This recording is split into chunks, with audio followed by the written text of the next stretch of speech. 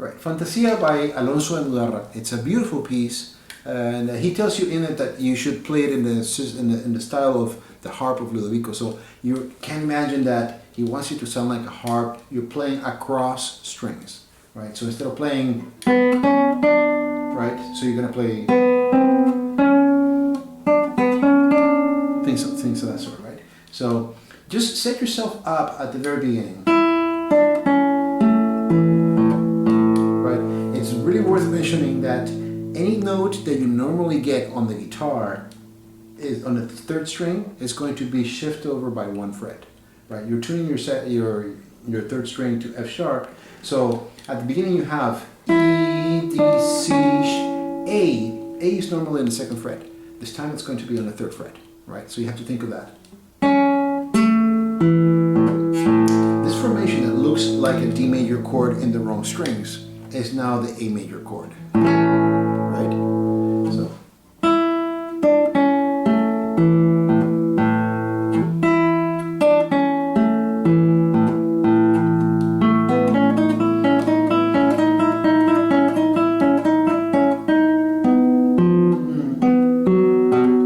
right, you see another iteration of that chord, right, on B major now, so 2 frets over.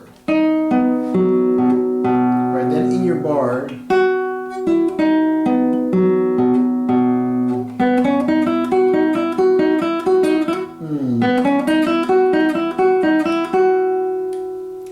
there's a mistake in the score.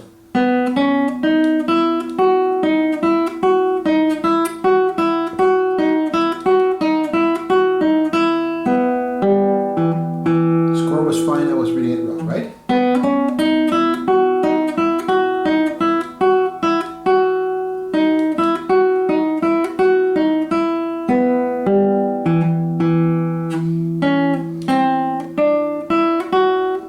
I don't know why he says 3. I think that's a little bit uncomfortable. Let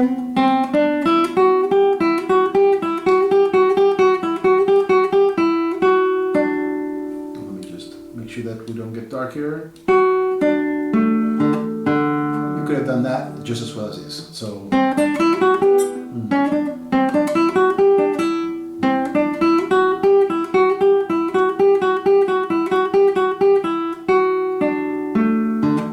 Or like the score says. There's a really good reason for that, since you're going to be moving right over to the 5th fret.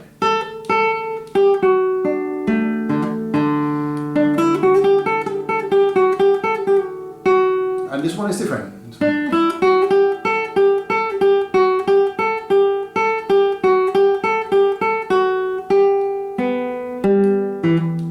I might have inserted just an extra set, like.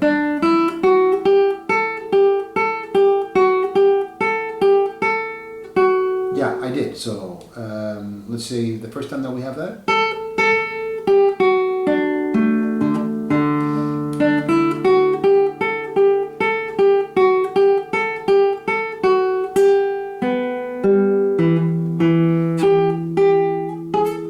Right, you have to switch very quickly on the first string, right? On the third fret first, then you switch to 4th position to 4, right?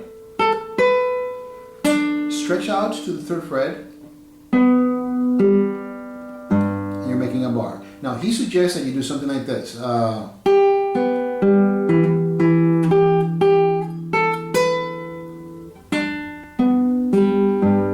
not sure that you need to do a bar right away.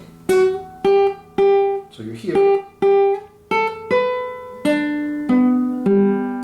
You can easily do that, right?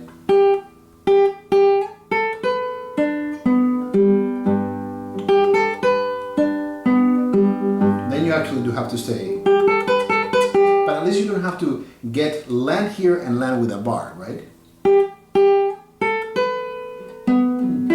Sorry.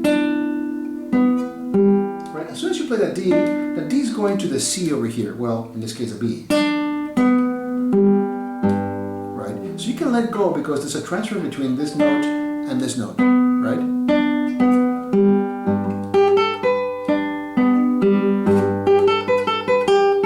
Becomes easier.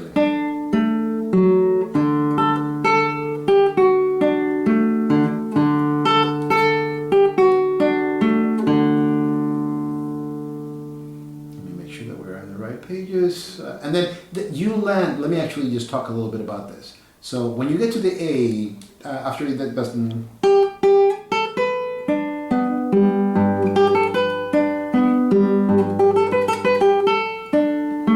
right?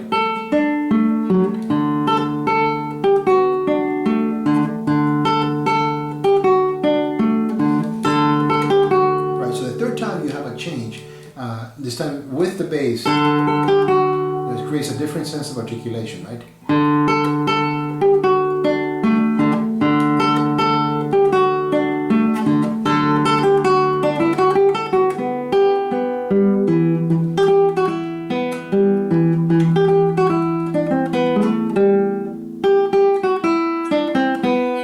Right? Remember your A is over here, the third fret.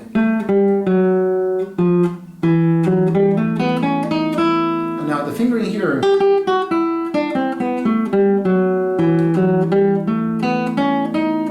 which I agree with. So playing quickly through that.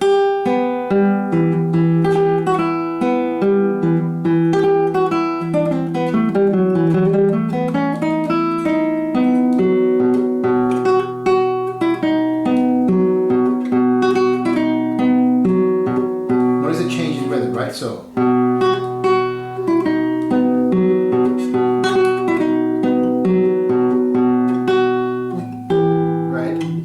You're here, you can either do that, which I suggest, is following his chord.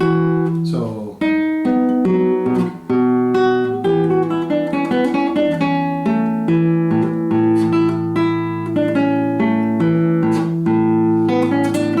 where he says to use 4, 2 and 4. Here we're getting into this very fun, almost like medieval rock and roll part. I mean, well, the medieval, but Renaissance rock and roll. Full B major chord. Right? It looks like an E major, but remember, because of your G tuned down to F sharp, is an E minor.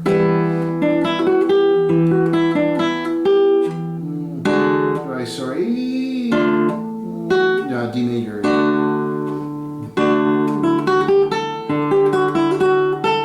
And here comes the really fun part.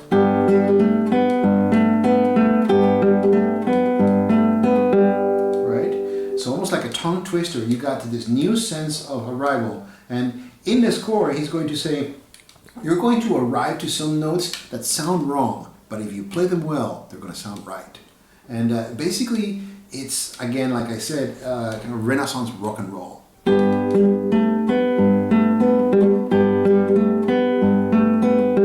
Then you're on D.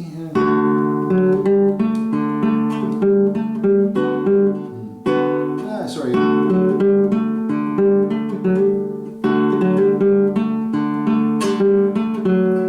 then tricky with the F sharp in the third string, right?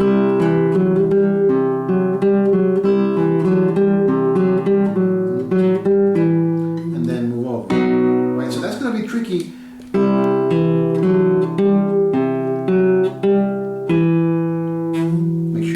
Finger to guide yourself, because without that, you're gonna, if you lose that point of reference, it's gonna be very hard to get to that chord. So nice and slow on this part. Sorry. And then, needless to speak, I mean, you're hitting both G's here, and you're gonna have to stretch all the way to the first fret. So it is tricky, right?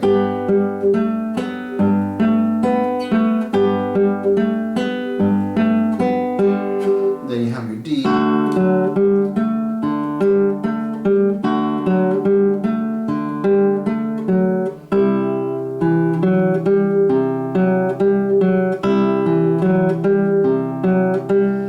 Guide finger. And here comes the place where you're going to hear some false notes, some wrong notes.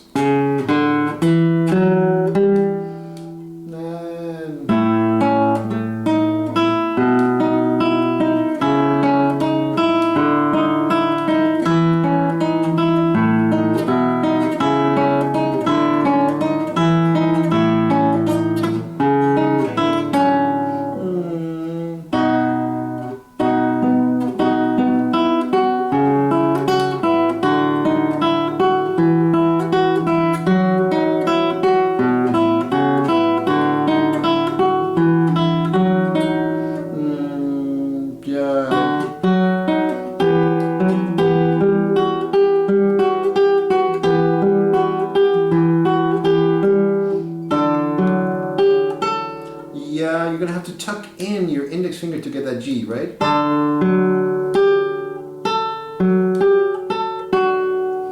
And then he's got that run.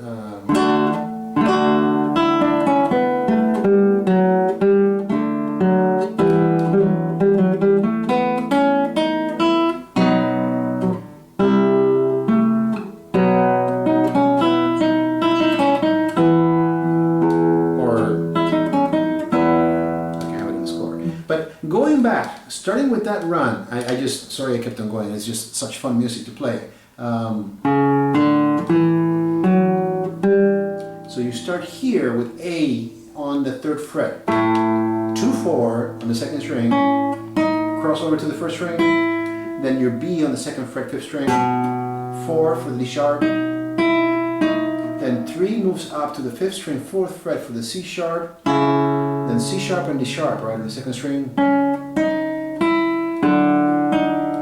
But that's what's really going to jar your ear at first. But I mean, if you play it quicker, it really sounds like heavy metal or rock and roll, whatever have you.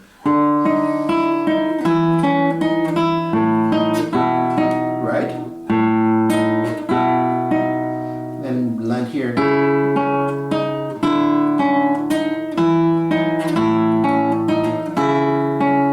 Like one of those, you know, exercises in you're hearing something and you're playing it and it sounds totally off kilter, but it really is fun music. Sorry.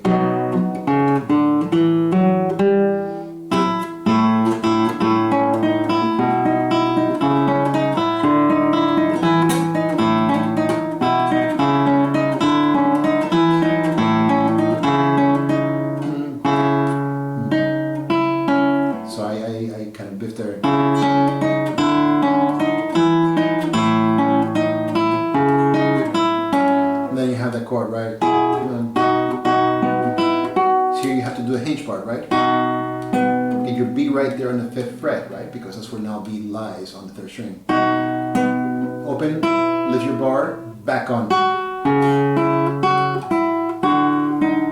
Change position. G is your F sharp now, right?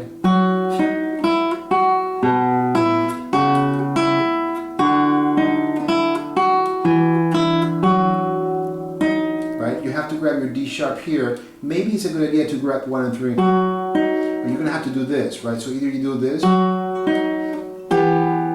or which I probably suggest you have.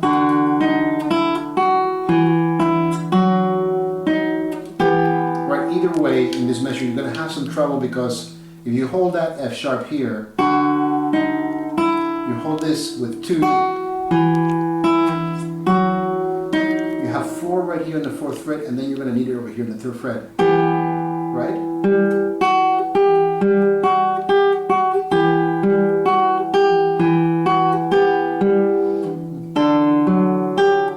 Right? You're going to tuck your index finger underneath your 2nd finger to get the G. Right? And then you get your D major. I mean, it says to grab it with 3. I would grab 1 and 4 there, 3 on top. Why? Because you're going to need 4 right away.